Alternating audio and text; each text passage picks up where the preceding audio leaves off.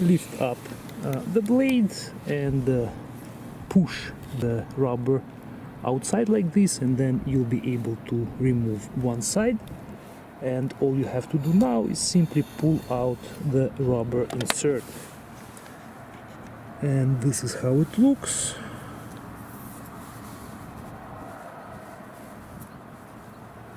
You can get a new one and insert it in a similar manner inside.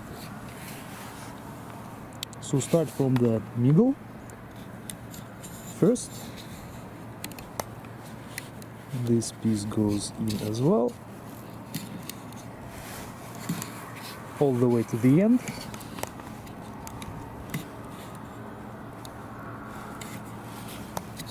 And then again you bend it like this, and this will allow you to insert the other side. Again, you don't have to replace the whole wiper blade, but if you need to do that, we actually have a different video, and I will leave the link for this in the description as well. Thank you guys for watching, we'll see you in the next video.